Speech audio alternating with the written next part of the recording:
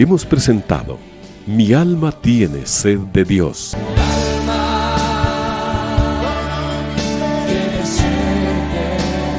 Te invitamos a escuchar nuestra próxima audición cuando nuevamente estaremos delante del Señor exclamando: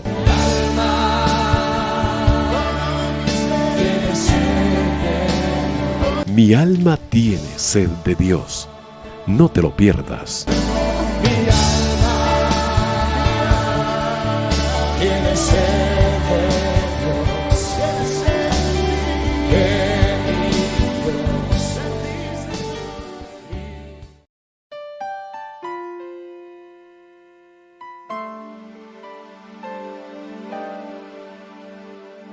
Amados hermanos, muy buenas noches, que el Señor les bendiga abundantemente. Sean todos y cada uno de ustedes bienvenidos a este su espacio de Mi alma tiene sed.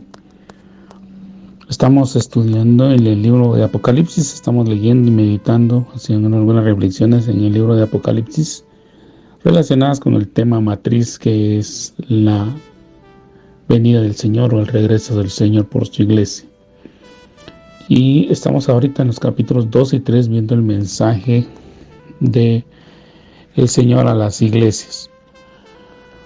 Como lo he mencionado antes, amados hermanos, el mensaje es para toda la iglesia en general. Aunque en el libro de Apocalipsis está enviado a 7 iglesias distintas, ubicadas en la misma región, casi contiguas o continuas una a otra, siendo casi vecinas una a otra, el Señor envió ese mensaje a esas iglesias que están en medio de un lugar donde hay conflicto, donde hay lucha, donde hay idolatría, donde hay problemas. Y hoy, pues con la multitud de personas que conformamos la iglesia de Cristo a nivel mundial, pues ya este mensaje es para toda la iglesia en general que posiblemente esté viviendo una o varias de estas 7 facetas o 7 situaciones o 7 problemáticas o 7 eventos que podrían ser que cada iglesia esté viviendo. Hoy pues vamos a analizar con la ayuda del Señor en una forma un poco más lenta, amados hermanos, los mensajes del capítulo 2 de las iglesias de Pérgamo y Tiatira. Vamos a tener que hacer una pequeña pausa, amados hermanos, en cuanto a la velocidad de lectura por alguna situación que está afectando mi garganta, pero con la ayuda del Señor vamos a salir adelante. Y dice Apocalipsis capítulo 2, verso 12 al 17 está el mensaje del Señor Jesucristo, porque ya hemos analizado que es el mensaje de nuestro Señor Jesucristo, es la revelación de Jesucristo dada a través de Juan para la iglesia, ¿verdad? Entonces en el capítulo número 2, verso 12 leemos lo siguiente: Y escribe al ángel de la iglesia en Pérgamo, el que tiene la espada aguda de 2 filos, dice esto: Yo conozco tus obras y dónde moras, donde está el trono de Satanás. Pero retienes mi nombre y no has negado mi fe, ni aun en los días en que Antipas, mi testigo fiel, fue muerto entre vosotros, donde mora Satanás. Pero tengo unas cosas contra ti, que tienes allí a los que retienen la doctrina de Balaam, que enseñaba a Balac a poner tropiezo ante los hijos de Israel, a comer de cosas sacrificadas a los ídolos y a cometer fornicación. Y también tienes a los que retienen la doctrina de los nicolaitas, la que yo aborrezco. Por tanto, arrepiéntete, pues si no vendré a ti pronto y pelearé contra ellos con la espada de mi boca. El que tiene oído, oiga lo que el Espíritu dice a las iglesias. Al que venciere, daré a comer del maná escondido, y le daré una piedrecita blanca, y en la piedrecita escrito un nombre nuevo, el cual ninguno conoce sino aquel que nos recibe. Amén. Bueno, en esta primera porción, amados hermanos, estamos leyendo el mensaje que el Señor envía a la iglesia de Pérgamo. Pérgamo tiene este nombre de acuerdo a lo que los historiadores nos informan, porque allí fue donde se utilizó por primera vez el pergamín, es decir, una especie de papel que se utilizó para hacer los escritos antiguos. Pérgamo también tiene un significado de ciudadela en griego. Está situada a 93 kilómetros al norte de Esmirna, o sea, como les mencioné, son vecinas. En el orden pues están juntas casi las iglesias de Éfeso, Esmirna, Pérgamo, Tiatira, Sardis, Filadelfia y la Odisea.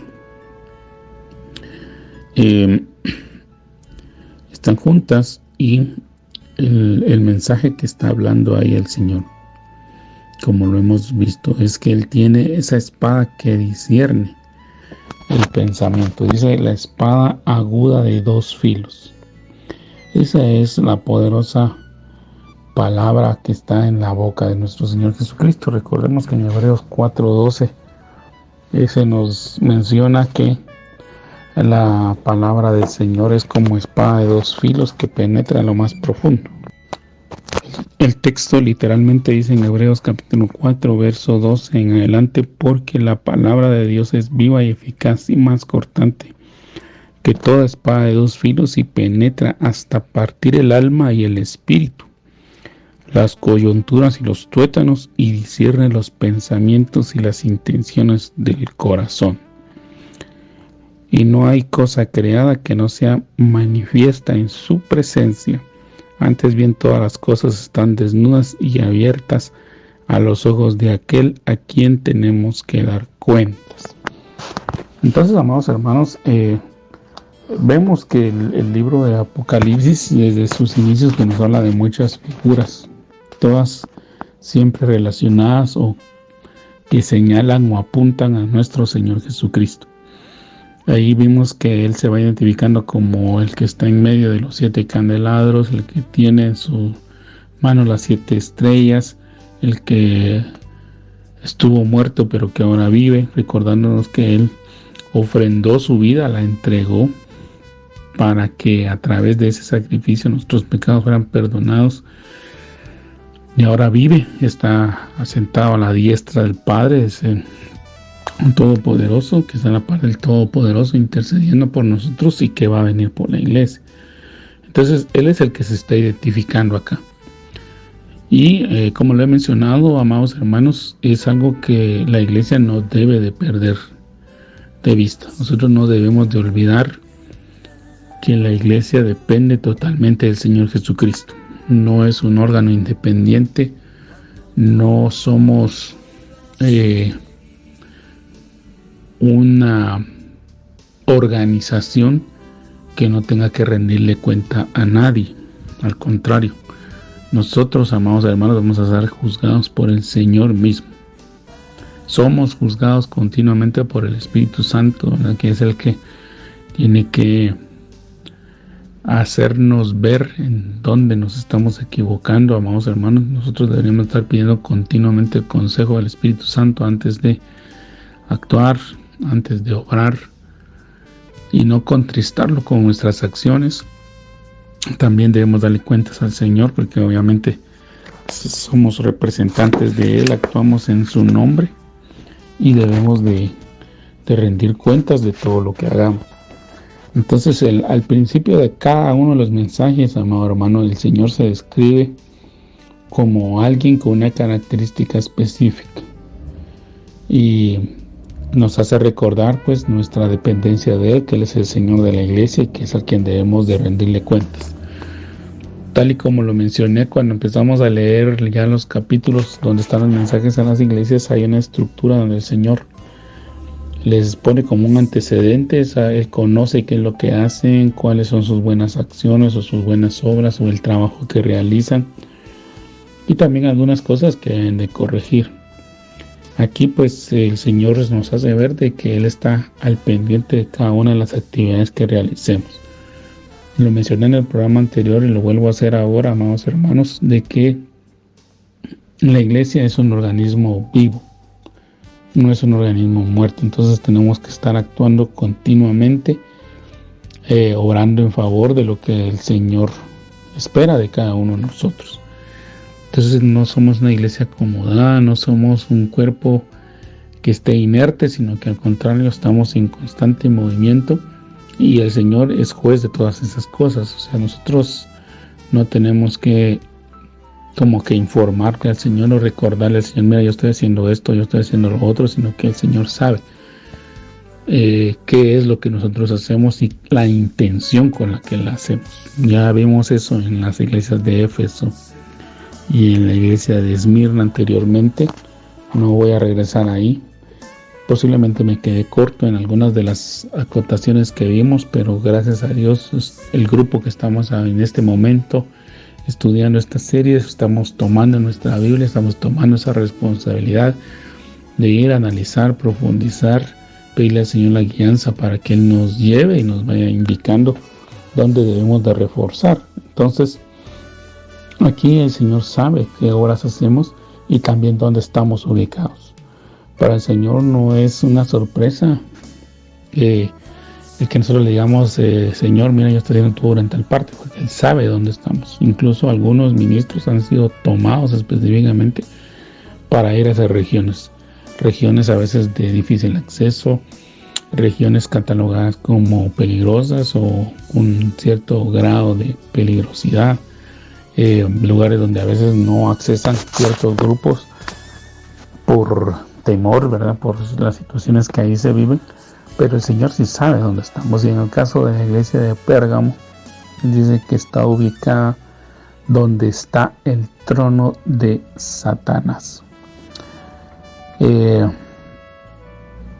Aquí pues algunos comentaristas dicen que implica que la autoridad y el poder de este se honraban abiertamente o en la práctica, es decir, que en esa región o en ese lugar habían cultos satánicos, o sea, cultos abiertamente satánicos, tal y como hoy existen. Lo que algunos países han llamado la libertad de religión, de la cual Guatemala, que es el país donde estamos en este momento, es uno de los promotores, ¿verdad?, de la libertad de religión, de la libertad de creencia. Aunque en muchos países es una bendición, en otros países también es una situación para la práctica de cultos que no son agradables a Dios, cultos que exaltan el humanismo, cultos que exaltan a otras deidades o en este caso a Satanás. De eso ya se ha hablado extensamente, amados hermanos. Antes, en los siglos anteriores, pues estas ceremonias se realizaban de forma oculta. Ahora se realizan de forma abierta, sin ninguna limitación, sin ninguna restricción, debido a la famosa libertad de culto, la libertad religiosa. Pero muchas veces en las regiones, amado hermano, los actos son abiertamente mostrados a toda la población, y la población generalmente acude a este tipo de situaciones. Hay personas, amados hermanos, que están atravesando circunstancias difíciles, ¿verdad? Nosotros no las vamos a juzgar, ¿verdad? No es ese nuestro propósito. Lo mencionamos porque entendemos que a veces en la desesperación de un hijo enfermo, un familiar enfermo o alguna circunstancia económica difícil, las personas tienden a buscar respuestas, a buscar una solución, y muchas veces caen en manos de personas o entidades que no son adecuadas, no son correctas. Hay personas que han vendido prácticamente su alma, su vida, su familia, etcétera, a cierto rito o pacto que derivado pues de una necesidad, sin medir las consecuencias espirituales almáticas y también en la salud que esto conlleva. Y amados hermanos, nosotros tampoco le vamos a rendir pleitesía al enemigo, ¿verdad? No es ese nuestro propósito, pero sí hacerle ver, amados hermanos, que hay lugares donde tiene influencia. Y aquí es Pérgamo, pues precisamente está en ese lugar. Recordemos que cuando el Señor le elogia o le completa el mensaje a Pedro en el capítulo 18 de Mateo, donde le dice: yo te digo que tú eres Pedro, y sobre esta roca, es decir, sobre la verdad que tú has dicho, ¿verdad?, de que Él es el Cristo, de que Él es el Hijo del Dios viviente, sobre esa verdad, amados hermanos, no sobre Pedro en sí, porque algunos argumentan que como Pedro significa piedra, y entonces lo que el Señor dijo es que sobre Pedro, sobre el fundamento papal, iban a construir la iglesia.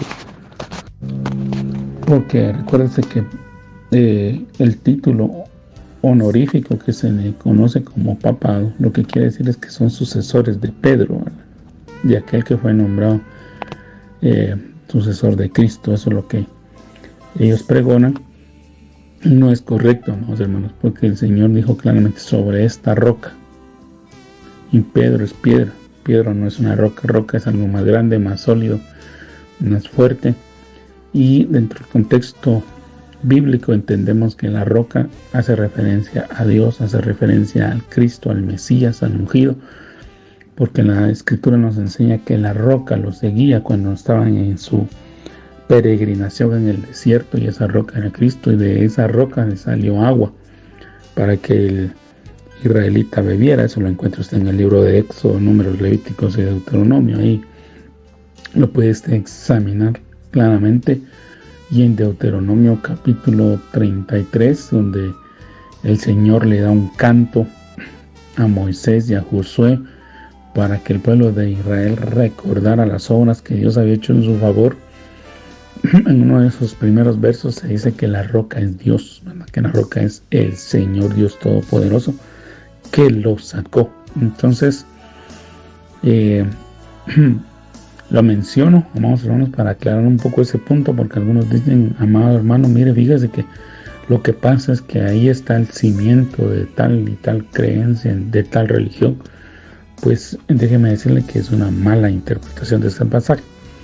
Pero regresando al pasaje en sí, en el capítulo 18 de Mateo, lo que el Señor le dijo a continuación fue: sobre esta roca, sobre esta verdad que tú has dicho que yo soy el Cristo, yo voy a edificar mi iglesia, y las puertas del Hades no van a prevalecer contra él. Entonces, amado hermano, la iglesia también tiene que confrontar al enemigo. Tenemos que tener esa batalla, aunque no nos guste, amados hermanos. El Señor nos ha dotado de armamento. Efesios capítulo 6, como ya lo mencioné anteriormente, cuando el Señor habla 2 veces a la iglesia de Éfeso, una a través de la carta que hizo o que escribió el apóstol Pablo por inspiración y orden del Espíritu Santo, amados hermanos. Ahí se menciona sobre las armas espirituales.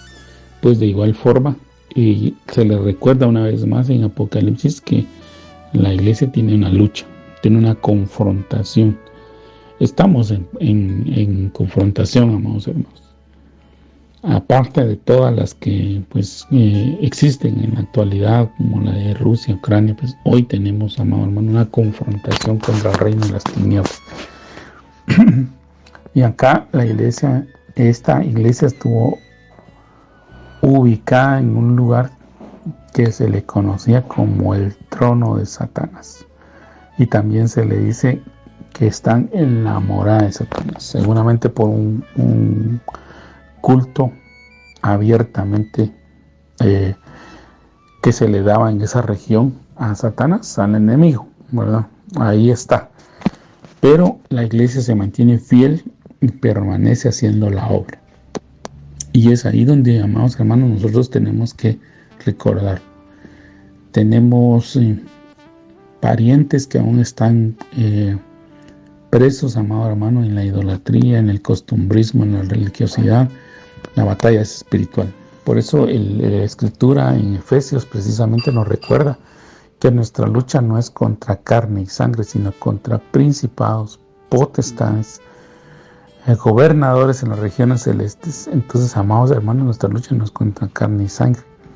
Somos nosotros los que debemos de utilizar las armas que el Espíritu, que el Señor mismo nos ha dotado para pelear en favor de los nuestros. Y este es un tiempo donde esa batalla debería de haber arreciado, amados hermanos, debido a que estamos llegando a la época final de los tiempos.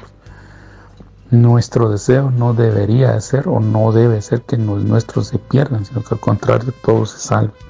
Nuestros hijos, aquellos parientes que aún no conocen al Señor, y pedirle perdón al Señor también, porque posiblemente es por nuestro mal testimonio que quizá ellos no quieran conocer al Señor, que no haya posibilidad de conocer al Señor derivado a nuestro mal testimonio.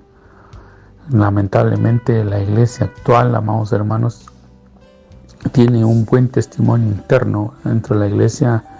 Dentro del ámbito cristiano se le dice que bonito el hermano, es muy participativo, muy cordial, sabe de la palabra, sabe esto y sabe lo otro. Pero fuera de ese ambiente, amados hermanos, es todo lo contrario. El testimonio muchas veces deja bastante que desear y los cercanos lo notan y pues obviamente no quieren saber nada del Señor. Entonces sí es el momento, amados hermanos, de que nosotros reflexionemos en ese punto y verdaderamente le pidamos al Padre que nos ayude a que nuestro testimonio cambie, que verdaderamente nosotros vivamos la palabra del Señor y que ese cambio que el Señor verdaderamente está haciendo en nosotros manifieste a los demás lo que ahora somos y los llame también a seguir al Señor. Lo ideal sería que nosotros pudiéramos llevar el mensaje de esperanza y salvación a los nuestros, pero a veces, amados hermanos, por estas situaciones no es posible, pero sí pedirle al Señor que envíe entonces a estos obreros calificados, a estas personas que el Señor ha preparado, para que a través de ellos puedan recibir ese mensaje y puedan ser salvos antes de la terminación de este tiempo, amados hermanos, donde seguramente ya no va a haber más oportunidad. Entonces es importante que lo hagamos. La iglesia de Pérgamo está dando ese testimonio, está permaneciendo fiel. El Señor se lo dice, pero tengo unas pocas, fíjese la expresión que el Señor tengo unas pocas cosas contra ti. Entonces a veces, amado hermano, nosotros creemos que la iglesia, algunas personas, miembros de la iglesia, a veces pensamos que andamos muy pulcros, pero no. El Señor siempre nos discierne, siempre encuentra, como lo leímos ahí en Hebreos 4, 12 en adelante. La palabra así nos discierne, el Señor nos discierne exactamente, conoce nuestras intenciones y conoce exactamente nuestras motivaciones. Él nos conoce a la perfección, amados hermanos, y no siempre andamos con pulcritud y integridad. Al contrario, siempre tenemos cosas que corregir. Y esa es la bendición que tenemos al tener una relación con el Señor y estar continuamente estudiando la palabra del Señor, porque ahí nos damos cuenta de aquellas cosas que posiblemente tenemos que mejorar. Y aquí se nos dice que ya tiene unas pocas cosas. Por ejemplo, dice que hay a los que retienen la doctrina de Balaam. La doctrina, amados hermanos, es enseñanza, ¿verdad? Es ahí donde debemos de partir.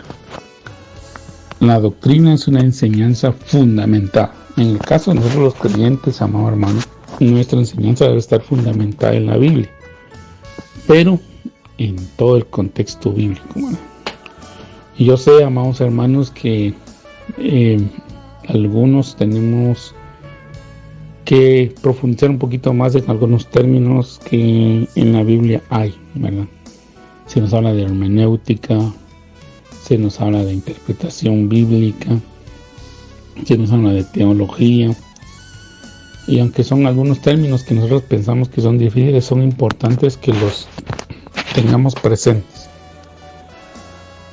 Nuestra enseñanza debe estar fundamentada en todo lo que la Biblia dice, amados hermanos. pero como les vuelvo a repetir, tomando en cuenta su contexto, tomando en cuenta también lo que de la misma palabra se dice en otros libros de la misma Biblia. En la Biblia se explica a sí mismo, entonces nosotros debemos de ir buscando precisamente la enseñanza que está fundamentada en toda la palabra del Señor y que no se contradice.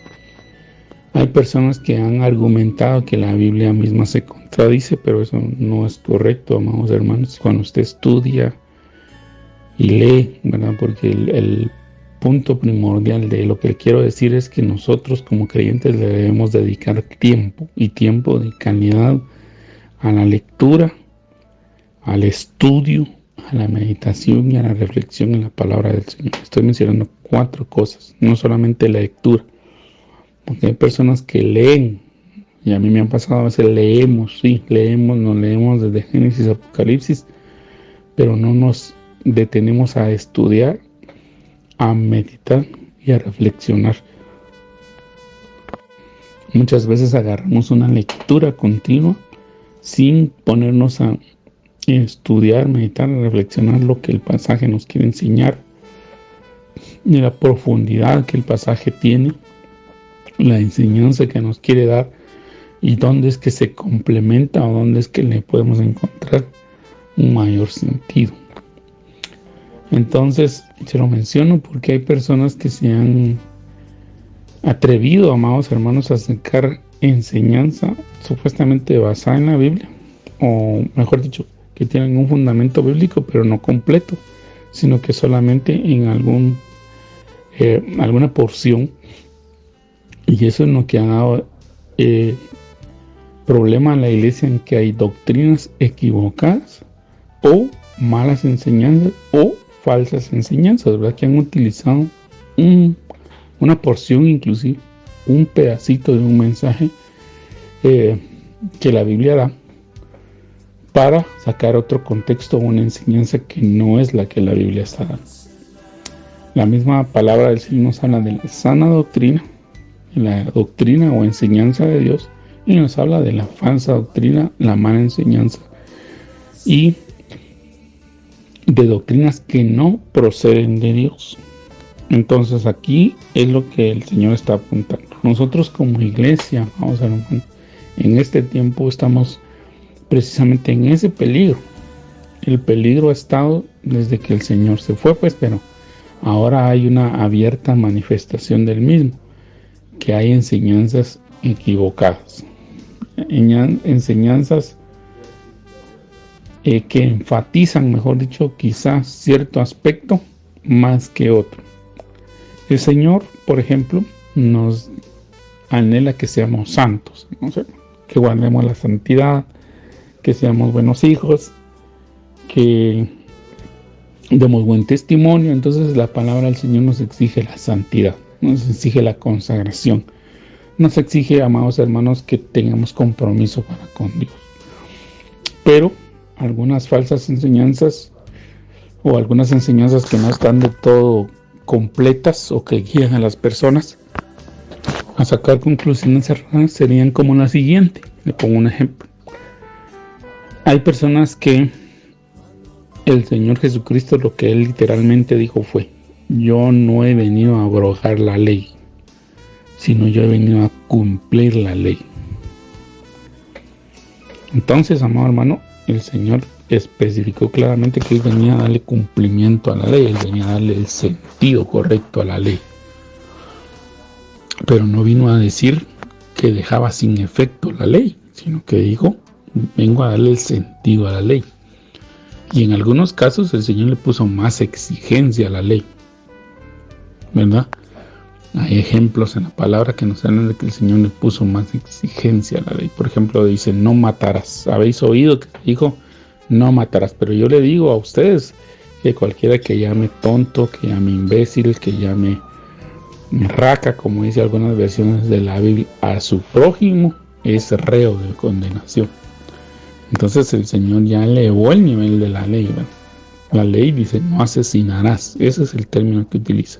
Nosotros hemos leído algunas tradiciones que dicen: no matarás. Pero el término cuando usted lo estudia es no asesinarás, es decir, no matar a una persona con una intención malévola, ¿verdad? Es decir, que porque me caiga mal, entonces yo lo voy a perseguir, lo voy a acosar y le voy a hacer daño, un daño violento. Muy diferente al evento que cuando hay una guerra, por ejemplo, cuando hay un combate, ¿verdad? El Señor, pues la misma ley da todas las excepciones que hay. Pero le menciono este ejemplo, amados hermanos, porque hay personas que ahora dicen o piensan que como el Señor abrogó la ley, creen que como el Señor ya abrogó la ley y ya cumplió la ley, porque se le da esa interpretación adecuada, entonces nosotros ya no tenemos que guardar la ley. Pero si usted lee los mandamientos, amado hermano, se deben de guardar. Por ejemplo, nosotros no tenemos autorización para hacer imágenes y colocarlas y darles adoración. Ese mandato sigue vigente. El otro mandato de honrar a nuestro padre y a nuestra madre, tenemos que hacerlo. No debemos de matar a nadie, no debemos de codiciar, no debemos de adulterar, no debemos de hacer precisamente todo lo que la ley manda que no sea. Toda la parte sacrificial es así, ya fue cumplida porque Jesús es la ofrenda perfecta. Entonces, amado hermano, en la parte sacrificial de la ley sí ya se quitó. Nosotros ahora no es necesario que vayamos hasta Jerusalén para rendirle culto al Señor, sino que nosotros todos los días nos podemos presentar delante de Él para adorarlo, para bendecirlo, para exaltarlo. Podemos hacerlo en la oración, en la meditación, en el ayuno, cuando nos congregamos, cuando leemos la palabra. Entonces, la ley, amados hermanos, ha cobrado o ha tenido ese verdadero sentido que nos lo da el Señor Jesús. Pero el punto es de que alguno podría pensar como Cristo ya cumplió la ley, entonces nosotros ahora podemos mentir, engañar, robar, secuestrar, asesinar, violar, etcétera, etcétera, porque nosotros como ya no estamos bajo la ley, entonces podemos hacer lo que se nos pegue la gana. Entonces, amados hermanos, no es así. Eso sería actuar de una vez de una manera contumaz, rebelde, abiertamente y más inclinado al mal que al bien. Entonces, por cuestiones como esas que a veces la iglesia se ve afectada porque hay personas que no interpretan adecuadamente la palabra.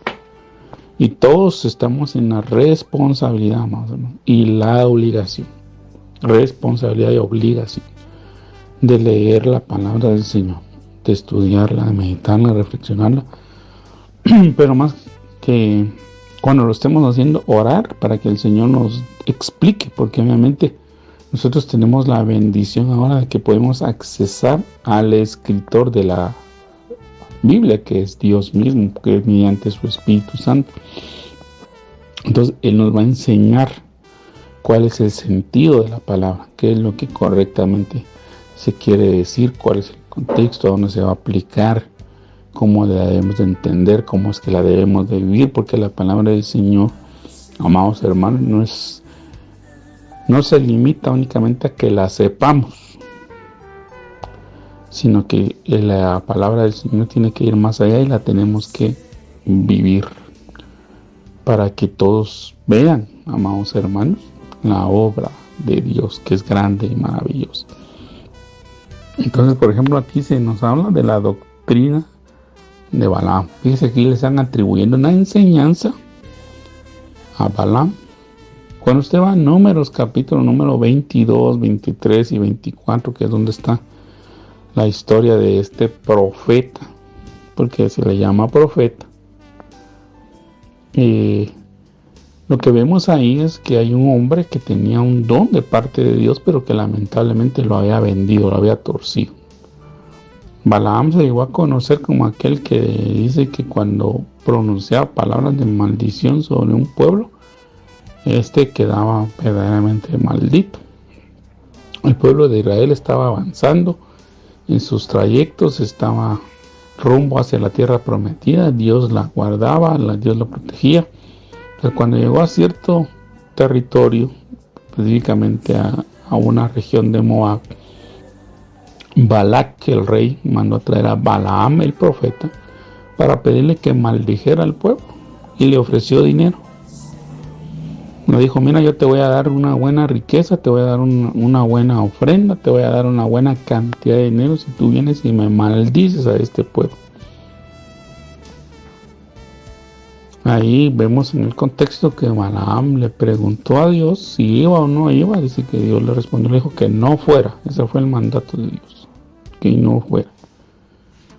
Pero Balaam siguió insistiendo porque tenía una mala intención en el corazón. Él iba por el dinero. Él quería ir por el dinero o la cantidad de dinero que se le había ofrecido.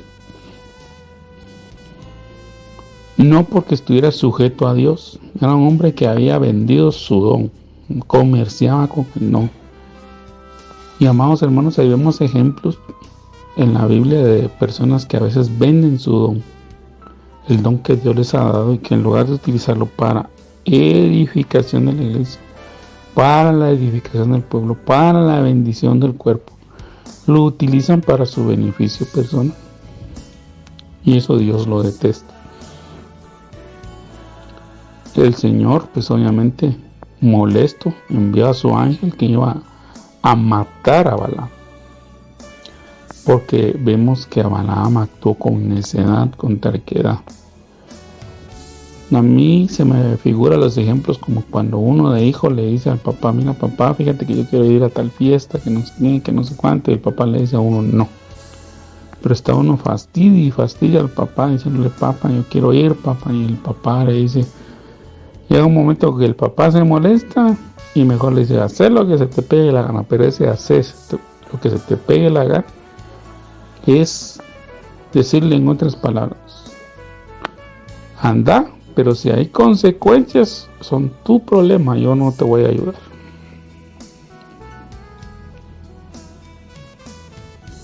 Anda, pero si te pasa algo es porque yo no estoy de acuerdo. Y eso es lo que efectivamente le pasó a Balaam.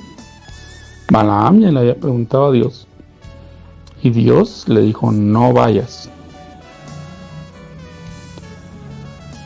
Porque Balaam se vio tentado, amados hermanos, porque la escritura dice que le mandaron una comitiva primero y el Señor le dijo: no vayas.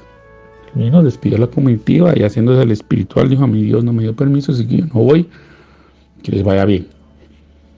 Pero Balac, insistiendo, le mandó otra comitiva. Ahora dice que con hombres más importantes y con mejor vestidura y con una mejor presentación, es decir, con dinero por delante, que cuando Balaam los vio y le dijeron que venían otra vez de parte de Balac, dijo: no, yo sí tengo que ir porque ya estoy viendo que la cosa va en serio y la ofrenda va a ser grande, pues yo necesito esa plata.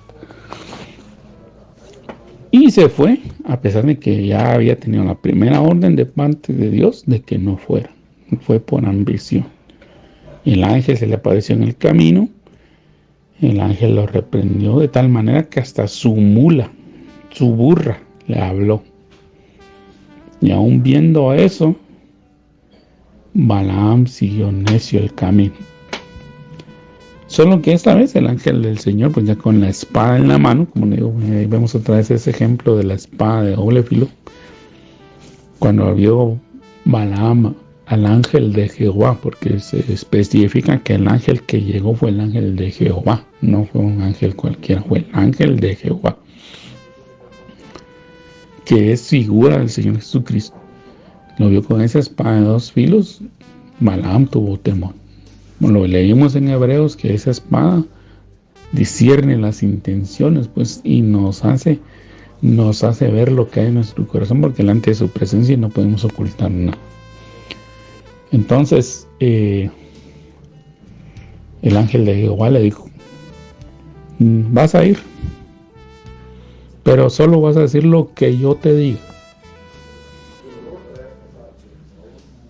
Balaam fue, no pudo maldecir a Israel, pero se deja ver en los capítulos posteriores, cuando ya del libro de Números, cuando hubo una batalla precisamente, porque Balac no quiso dejar pasar al pueblo de Israel, se opuso Entre los que murieron en esa batalla estaba Balaam.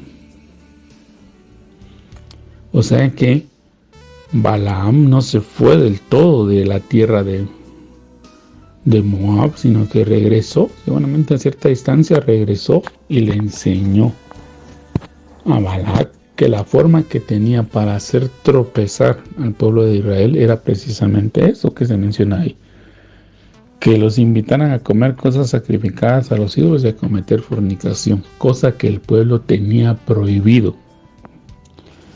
Ya Dios había dado el mandato de que el pueblo de Israel tenía prohibido convivir con las personas o las regiones, los habitantes de la tierra de Canaán, la tierra que iban a conquistar, porque el Señor les dijo, si ustedes los dejan ahí, ustedes van a empezar a convivir con ellos los van a invitar a sus sacrificios con sus hijos, ustedes lo van a aceptar y van a empezar a pecar contra mí.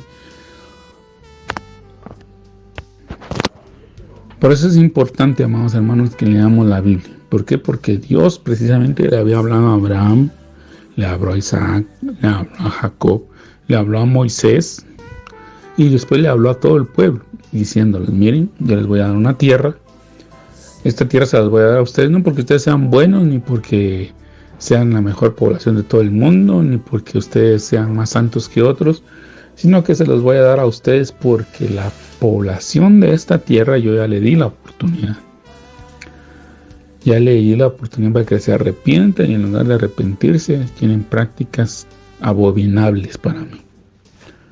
Y yo los voy a expulsar de esta tierra, los voy a echar, los voy a exterminar y se las voy a dar a ustedes. Entonces vemos que el Dios ya les haya dado la oportunidad tal y como se la dio a Sodoma y Gomorra. A veces nosotros los humanos somos torpes para juzgar, amados hermanos. Juzgamos torpemente, juzgamos a la ligera, juzgamos sin conocimiento, juzgamos sin base.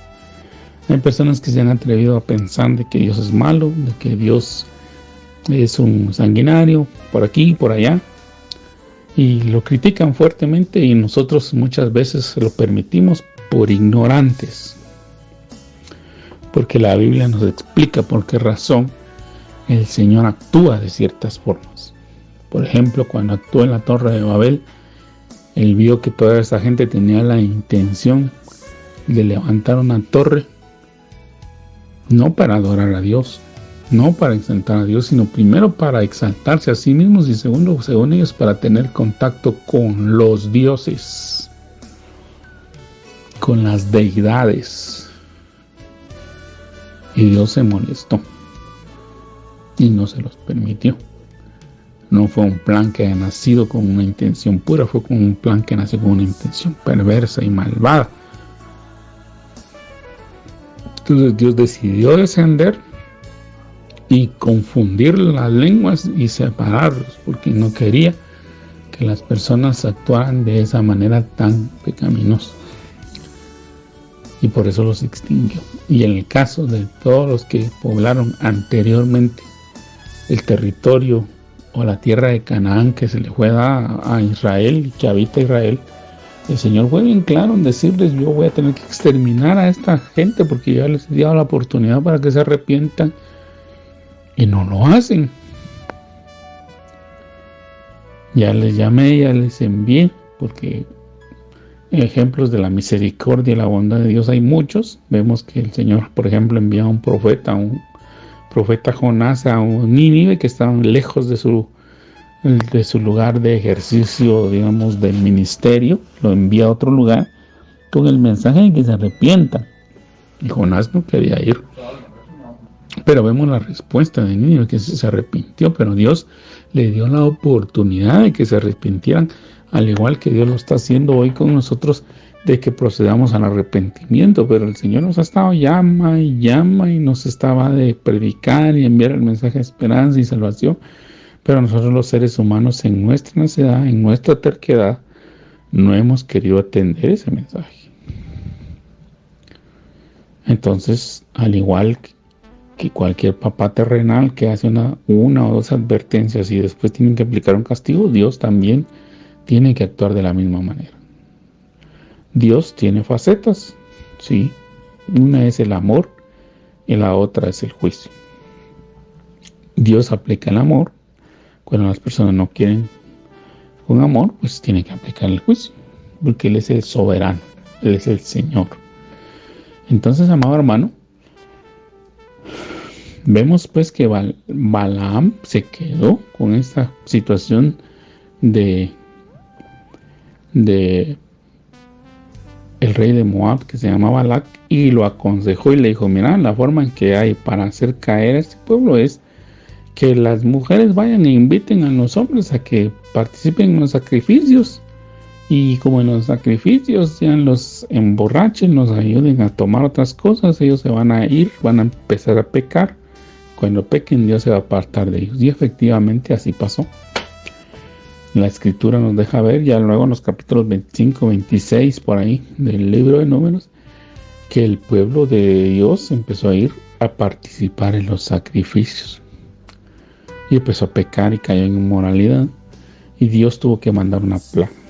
Ahí en esa situación fue cuando el Señor apartó a los levitas, porque los levitas fueron aquellos que se pusieron de parte de Moisés, de parte de Dios principalmente, y mataron a todos aquellos hombres y mujeres que participaron de los cultos a los ídolos y de ese problema de inmoralidad. Los mataron. Y fue ahí donde el Señor se molestó de tal manera con Balac y con sus gobernados, que le ordenó al pueblo de Israel que los exterminaran, y así lo hicieron.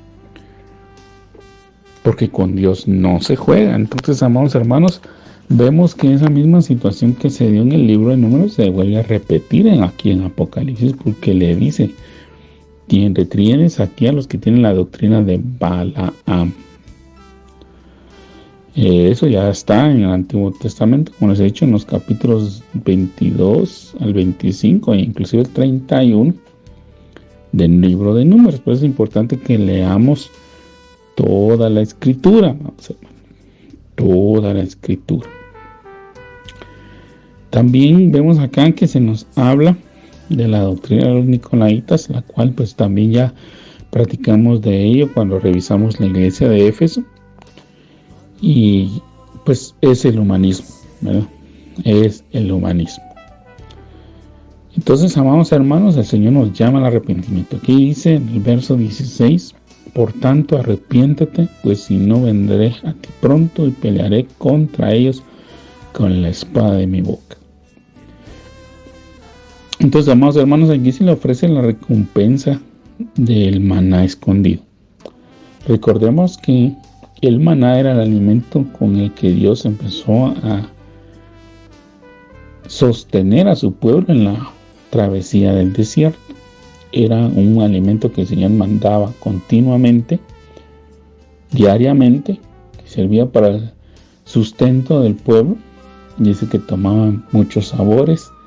Era un alimento que se podía preparar de varias formas. Era el pan del cielo, como el Señor le llama en el Evangelio de Juan capítulo 6. Y que caía en doble porción el sexto día, porque en día de reposo no caía. Era el alimento que Dios le daba, pero era el que el Señor daba continuamente, digamos, para los primeros 5 días. Ese se tenía que consumir el mismo día, porque si usted lo guardaba, al siguiente día ya estaba descompuesto, tenía mal olor, no era comestible, era un alimento para el día a día. Pero el Señor hizo una excepción para que el pueblo de Israel tuviera memoria de que el Señor lo había mantenido. Durante su estadía en el desierto, le permitió a Moisés recoger un poco y guardarlo en una urna especial que estaba dentro del arca del pacto. Y ese maná no se descompuso. Y seguramente a la fecha no se ha descompuesto, vamos hermanos, porque está como testimonio de cómo Dios alimenta o sustenta a su pueblo en medio de las situaciones. Y es de ese maná que fue escondido, digamos, que fue puesto en el arca, en la presencia de Dios, el que se le ofrece a aquel que permanece fiel a pesar de las circunstancias doctrinales que puedan estar contaminando la iglesia. Ese maná, el maná, pues dejó de caer del cielo para el pueblo de Israel cuando éste entró a la conquista de la tierra prometida. Cuando Josué ya atravesó el Jordán y para empezar a conquistar la tierra que Dios les había dado, ese día dejó de caer maná. Nunca más volvió a caer maná. Entonces es un alimento exclusivo el que Dios está ofreciendo. Claro que el alimento de vida es Cristo, pues, pero aquí la motivación es decirles, darles un alimento que Dios mismo procuró darle a su iglesia, a sus escogidos durante la travesía. Y una piedrecita blanca con un nombre nuevo, la nueva naturaleza.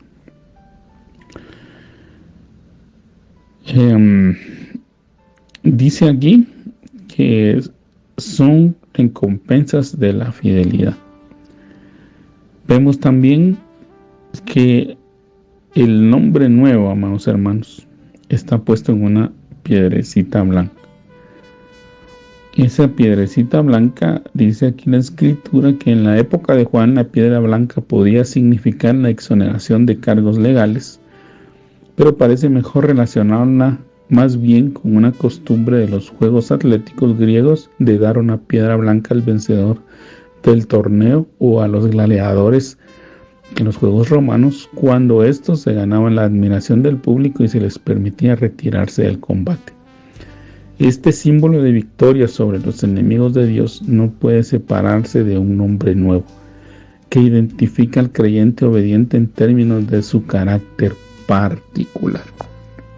Entonces, amados hermanos, vemos que el nombre muchas veces se relaciona con la naturaleza de la persona, pero también el nombre, en el caso de Dios, es que está ofreciendo un nombre nuevo, está hablando de un cambio total, de una nueva naturaleza, que obviamente vamos a tener una naturaleza divina, pero también vamos a tener una recompensa particular de parte de Dios. Entonces, amados hermanos, debemos de tener esa precaución, ese cuidado de discernir las doctrinas.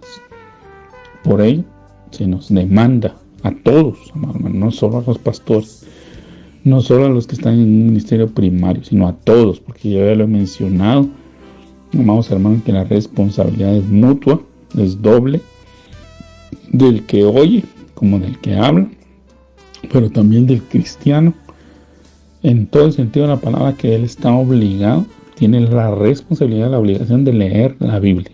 No es solo responsabilidad del pastor, no es solo responsabilidad del que predica, es responsabilidad del que es creyente. Si no lee, si no estudia, ¿cómo va a discernir todo este tipo de situación? Porque en la palabra del Señor, cuando nosotros leemos la palabra del Señor, estamos manifestando, número uno, nuestro amor por Dios, porque la leemos por amor, más que por obligación. Porque el amor nos ayuda o nos lleva a conocer a quien amamos, a aquel a quien amamos. Debemos de conducirnos a través de su lectura, a través de su meditación, de su estudio. Estamos mostrando interés por Dios. Y es ahí donde Dios nos habla. Si usted no lee la Biblia, amados hermanos, usted no está manifestando amor por Dios, tampoco está manifestando interés por Dios. Entonces Dios no le va a hablar, no le va a enseñar. El que quiere aprender se tiene que esforzar. Y el esforzarnos a veces significa leer, tomar un tiempo y hacerlo. Pero la lectura de la Biblia, créame, amados hermanos, que es un tiempo de deleite, porque cuando Dios se manifiesta, cuando uno está leyendo la Biblia, es un tiempo precioso y hermoso. Así que yo lo motivo a que lo haga. Porque solo de esa manera, amados hermanos, vamos a poder verdaderamente ir creciendo y poder ir aprovechando o ir, mejor dicho, acatando las correcciones que Dios nos está dando a través de los mensajes que Dios le da a las iglesias en el libro de Apocalipsis. El mensaje a Tiatira está en el capítulo 2, verso 18 al 24. Dice: y escribe al ángel de la iglesia de Tiatira, el Hijo de Dios. Miren cómo se identifica ahora, el Hijo de Dios. El que tiene ojos como llamas de fuego y pies semejantes al bronce bruñido, dice esto: yo conozco tus obras y amor y fe, y servicio y tu paciencia, y que tus obras postreras son más que las primeras.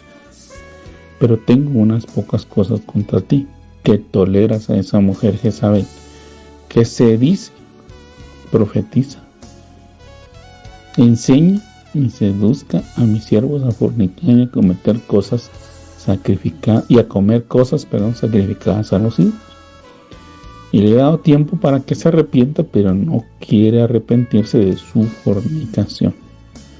He aquí yo la arrojo en cama y en gran tribulación a los que con ella adulteran, si no se arrepienten de las obras de ella.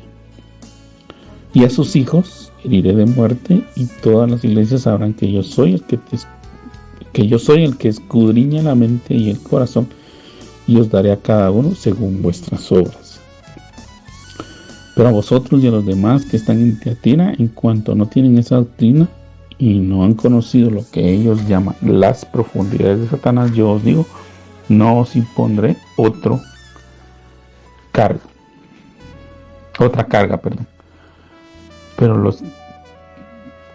Pero lo que tenéis, retenernos hasta que yo venga. Al que venciere y guardare mis obras hasta el fin, yo le daré autoridad sobre las naciones, y las regirá con vara de hierro, y serán quebradas como vasos de alfarero, como yo también la he recibido de mi Padre. Y le daré la estrella de la mañana. El que tiene oído, oiga lo que el Espíritu dice a las iglesias. Entonces, amados hermanos, aquí se identifica como el Hijo de Dios, el soberano, aquel que vino precisamente a morar con nosotros, a enseñarnos todas las palabras de Dios. El que tiene ojos como llama de fuego, es el que todo lo discierne, amados hermanos. No hay nada oculto, que el Señor nosotros no le podemos encubrir nada, pues. Y que tiene pies semejantes a bronce bruñido, es decir, que su caminar es intachable, no está contaminado como el nuestro. Aquí se nos dice que Él conoce las obras. Fíjese, aquí menciona 5 cosas. Obras en primer lugar, amor, fe, servicio, paciencia. 5 cosas, fíjese. Yo conozco tus obras y amor y fe, servicio y paciencia. 5 cosas.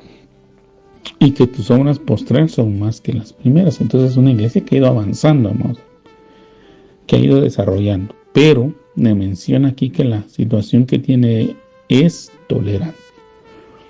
Tolerancia hacia esa mujer Jezabel. Jezabel, pues, es un personaje bíblico que aparece en la primera carta, o en el primer libro, de los Reyes, capítulo 16, verso 31, y en el segundo libro de Reyes, capítulo 9, verso 22 en adelante. Su personaje, amados hermanos, que tiene que ver con brujería, tiene que ver con culto idolátrico. Él no era del pueblo de Israel, era un rey de Israel, se casó con ella, pero lo tenía prohibido, pero lo hizo. Y era una reina que odiaba a los profetas. Esta reina fue la que se enfrentó con el profeta Elías, y que amenazó al profeta Elías. Ella está en contra de la libertad profética guiada por Dios, sino que ella está en favor de las profecías que son controladas, aquella profecía que viene del carácter humano, aquella manipulación que se tiene para decir que viene un mensaje de parte de Dios, pero no es de parte de Dios, es nacido no de la voluntad de Dios, sino de la voluntad del hombre. Vemos que es una persona que manipula, porque ella mandó a matar a Nabot para darle su viña, por darle su propiedad acá. Lo mandó a matar, fingiendo que iban a hacer un acto religioso, ¿verdad? Mandó a ayunar a todo el pueblo, pero con una intención malvada. Dice que contrató a hijos de Belial que testificaron en contra de Nabot, y le hicieron matar. Tenía sus profetas para manipular al pueblo. Entonces se opone al ministerio profético, y otra vez dice que conduce a cometer pecado y a sacrificar a los ídolos. Como lo mencioné, las iglesias están ubicadas en una región donde predomina la idolatría. Por eso es importante, amados hermanos, que discernamos esa parte. Si no, nos va a ir mal. Pero vemos aquí que a pesar de ello, el Señor dice, ha dado tiempo para que se arrepienta, pero no quiere arrepentirse. ¿Quién es ese carácter de Dios que les he mencionado? Dios constantemente está llamando al arrepentimiento, pero a veces nosotros no queremos acatarlo, no queremos seguirlo. Bueno, amados hermanos, el tiempo se nos ha terminado y también por cuestiones de que mi garganta está un poco resentida, voy a dejarlo el día de hoy por ahí. Pero le agradezco el favor de su sintonía, que el Señor le bendiga, que el Señor le guarde, y si el Señor lo permite, en una próxima oportunidad estaremos compartiendo más de este tema. Le invito a que usted, por favor, lea su Biblia. La exhortación es que nosotros estudiemos y reflexionemos la palabra del Señor y que anhelemos su regreso y que nos haya preparados para su venida. Que Dios le bendiga, que pase una bendecida noche.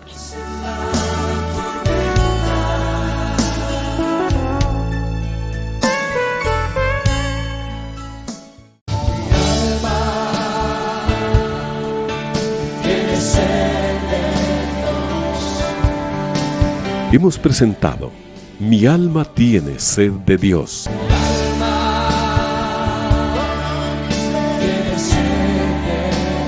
Te invitamos a escuchar nuestra próxima audición cuando nuevamente estaremos delante del Señor exclamando: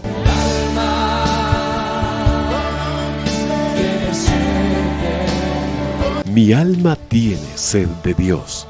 No te lo pierdas. Tiene sed.